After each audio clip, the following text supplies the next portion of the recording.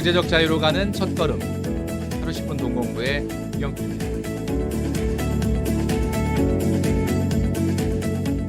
네, 여러분 반갑습니다. 오늘 이 시간에는 7월 대출 완화, 이제 집 사기 쉬워지는 것일까라는 내용으로 말씀드리겠습니다. 시작하기 전에 먼저 구독과 좋아요 그리고 알람 버튼까지 꼭 눌러주시면 좋겠습니다.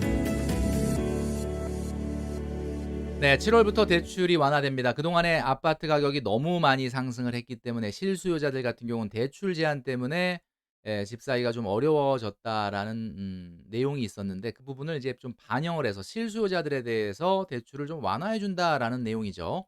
자, 우리나라 같은 경우는 잘 아시다시피 투기 지역 그리고 또 조정 지역이라고 하는 대출 제한 지역들이 있습니다. 그동안에 이제 아파트 가격이 좀 많이 상승했던 지역을 이야기하는데, 지도를 보면 아시겠지만 웬만한 곳은 다 그냥 조정 지역 이상입니다. 서울 같은 경우는 100% 투기 과열 지역이고, 어 서울을 기준으로 남쪽 같은 경우 경기도권도 대부분 투기 과열 지역, 그리고 그 이후에 기타 수도권은 거의 대부분 조정 지역이기 때문에 대출이 좀 원활하지 않습니다. 자, 이 기준을 우리가 얘기할 때 항상 말하는 것은 LTV라는 거죠. LTV는 주택담보대출 비율입니다. 쉽게 얘기해서 뭐 집을 살 때 얼마 정도의 대출이 가능한가를 이야기하는데, 자, 현행은 투기 지역 같은 경우는 40%, 그리고 조정 지역은 50% 밖에는 대출이 안 됐죠. 자, 그런데 요번에 이것이 개선되면서 투기 지역은 60%, 조정 지역은 최대 70%까지 된다. 이렇게 바뀌었습니다. 와, 이 표면적인 내용만 보면은 '야, 그러면 10억 짜리 집을 사도 3억만 있으면 조정 지역은 살 수 있는 거냐?' 이렇게 이제 얘기하시는 분이 있는데, 이게 꼭 그런 건 아닙니다. 일단 주택 기준의 가격 기준이 있습니다. 그래서 투기 지역은 9억, 그리고 조정 지역은 8억 이하의 주택에 대해서만 해당이 된다라는 거죠. 자, 그래서 이 첫 번째 허들을 넘어야 되고요. 자, 두 번째 허들은 역시 이 소득입니다. 부부 합산 소득이 9천만 원이 넘으면 안 된다라는 거죠. 이게 쪼끔 이해가 안 가는 게, 이제 9천만 원 넘으면 오히려 이런 사람들이 집을 무주택자라면 사야 되는데 9천만 원 이하가 되어야 된다라는 거죠. 그리고 인제 좀 전에 말씀드렸던 것처럼 9억 이하 그리고 8억 이하의 주택이 과연 얼마나 되느냐. 그러니까 이 투기 지역과 조정 지역에서 8억, 9억 정도 되는 아파트가 몇 채나 되느냐라는 이야기죠. 물론 아예 없는 건 아닙니다. 그러나 사실 실수요자들이 정말 원하는 주택을 고를 때 그 폭은 굉장히 줄어들 수밖에 없는 상황인 거죠. 자, 그래서 뭐 소득도 9천 이하 안 되고 뭐 운 좋게 9억 이하의 마음에 드는 아파트를 구했다. 그러면 무조건 60% 70%로 대출받아서 살 수 있는 거냐? 그 내용을 들여다보면 또 그것도 아닙니다. LTV 기준으로 보면 투기 과열 지구에 8억 짜리 마음에 드는 아파트를 골랐다 하더라도 6억까지만 60%를 해 준다는 거죠. 전체 금액의 60%를 해 준다는 게 아닙니다. 자, 그러면 6억부터 8억까지인 2억에 대해서는 50%, 기존의 50%를 대출해 주니까, 이렇게 되면 총 대출받을 수 있는 금액은 4억 6천.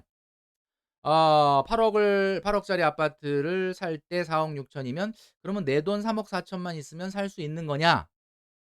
그런데 또 이것도 아닙니다. 왜냐하면 이 대출의 총 한도 금액은 4억으로 묶여 있기 때문이죠.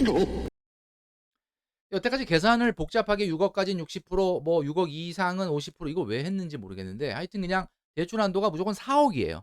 4억 이상은 안 해 준다라는 거.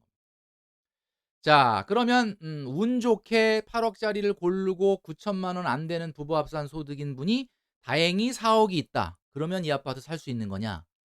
그것도 아닙니다. 왜 그러냐면 바로 다음 허들인 DSR을 통과해야 되기 때문이죠. 자, DSR이라는 것은 뭐 우리가 많이 이야기하고 있는데 총부채 원리금 상환 비율입니다. 뭐 우리나라 말인데도 상당히 어렵죠. 총부채 원리금 상환 비율. 그러니까 내가 가지고 있는 총 부채의, 여기서 말하는 부채는 담보대출, 신용대출, 모든 대출을 다 포함한 대출이죠. 그 대출의 원금과 이자를 갚는 연간 금액이 내 소득의 40% 넘어가면 안 됩니다.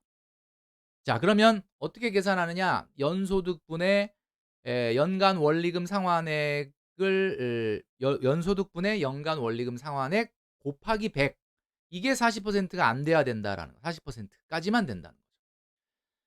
자, 그러면 아까 앞전 경우에 운 좋게 9천만 원 이하가 되고 4 억이 또 마침 또 있고 그리고 그 8 억짜리 이 주택을 고르게 됐을 때 그러면 이제 4 억이라고 하는 금액이 내가 있다라고 하면 살 수 있는 거냐? 소득이 또 너무 낮아도 안 됩니다. 자, 연소득을 기준으로 보면요. 연소득 만약에 4천 이다라고 하면 4천 인데 원리금 상환액이 한 1,750만 원 정도 돼요. 4억 정도를 받으면. 4 그렇게 되면 몇 퍼센트냐? 4천만 원 나누기 1,750만 원 하면 43.7%로 통과가 안 됩니다. 그러니까 4천만 원보다는 소득이 높아야 된다는 거죠. 그러니까 9천 보다는 낮아야 되고 4천만 원보다는 높아야 되는데 얼마나 높아야 되느냐? 한번 계산을 해 보겠습니다. 우리가 그 포탈에 보면 원리금 균등분할 상환 계산기 있죠. 자, 4 억을 넣고 계산을 해 보면 35년 2.8%로 계산하면 1 년에 1,788만 원 정도를 원리금 상환액으로 갚아야 합니다. 자, 그러면 1,788만 원 나누기 0.4 하면 얼마냐? 4,500만 원이죠. 그러니까 연간 또 4,500만 원은 넘어야 되고 9천만 원은 안 돼야 되는 그런 상황이다라는. 자, 이걸 이제 우리가 한번 해 놓고 보니까 조정 지역 이상에서 집을 사려면 넘어야 될 허들이 참 여러 가지가 있는데, 첫째 일단 8 억 9 억짜리 주택이 마음에 드는 게 골라야 돼요. 이게 많지는 않겠지만. 그다음에 두 번째는 부부 합산 연소득이 9천이 안 돼야 돼요. 그다음에 세 번째 순자산이 일단 4 억은 가지고 있어야 돼요. 자, 근데 현실적으로 보면 4억 갖고도 안 됩니다. 왜냐하면 8 억짜리 주택을 샀을 때 대출 4억 받고 내 돈 4억 있다 그러면 끝나는 게 아니잖아요. 왜냐하면은 취득세도 내야 되죠. 이사도 가야 되죠. 중개 수수료도 내야 되죠. 그러니까 사실은 실질적으로 보면 8 억짜리 집을 산다 그러면 4억 밖에 대출을 안 해 주면 4억 3천은 갖고 있어야 돼요. 예. 뭐 하여튼 뭐 그거는 그렇다 치고, 그다음에 네 번째 어들은 연소득이 또 4,500 에서 4,700 이상은 되고 다른 부채가 없어야 된다. 자, 이 모든 조건을 통과했을 때만이 우리가 투기 지역 이상 에서 고른 조정 지역 이상에서 고른 8 억짜리 아파트에 대해서 어 살 수 있는 그런 상황이다라는 거죠.